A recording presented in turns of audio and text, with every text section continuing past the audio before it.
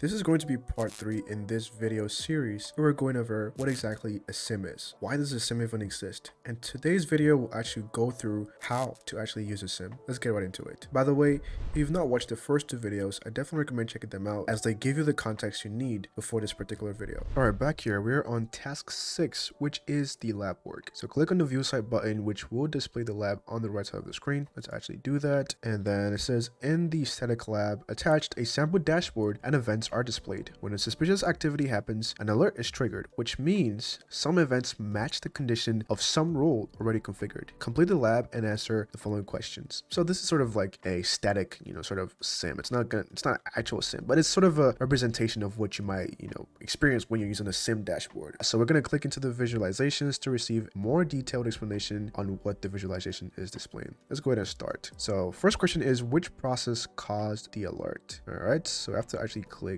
we'll actually just take a look. It's like top event codes, RDP connections. By the way, if you're not familiar with RDP, this is the remote desktop protocol that allows you remotely access PCs, a number of events over time. And then we have a pie chart here showing matter attack techniques, IP ports and destination here as well. And then, top list for process names and their count. Let's go ahead and start suspicious activity. Okay, so it looks like a potential Cryptominer activity was observed. Find and click on the triggered event to show the details. Let's go and click on the event. This is Cryptominer.exe. Okay, so actually, I think the process here is Cryptominer.exe. So let's put that in. All right, find the event that caused the alert. Which user was responsible for the process execution? Look through the event log here to find the event that triggered the alert. So let's find the event here. Okay, so we have the category, event ID, severity, new process ID, log source, event type, and we're looking for the Cryptominer. Okay, so this is the Cryptominer here. And it looks like the user that actually started this process from the temp directory here is Chris Fort. So let's put that in there, Chris Fort. Now, what is the host name of the suspect user? The host name of the suspect user here is, okay, so we're looking at this user. Okay, host name here is HR02, so I'll be HR02, and then examine the rule and the suspicious process. Which term matched the rule that caused the alert? So the rule and the suspicious process, what term matched the rule? All right, when we click into it, it shows us this. Good work. Now click the below button to show the rule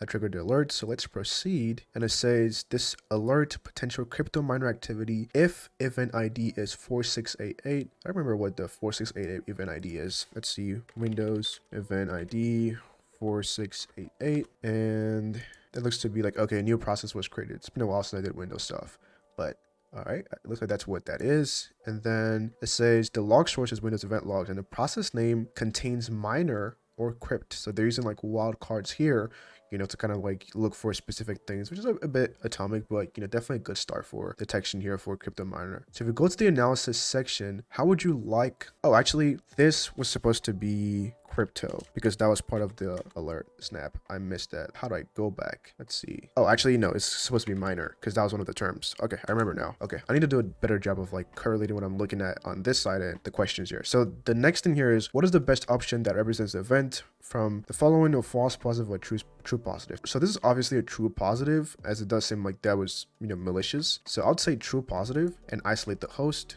All right, so let's put true positive here, and it looks like the host will be isolated, and the final flag is going to be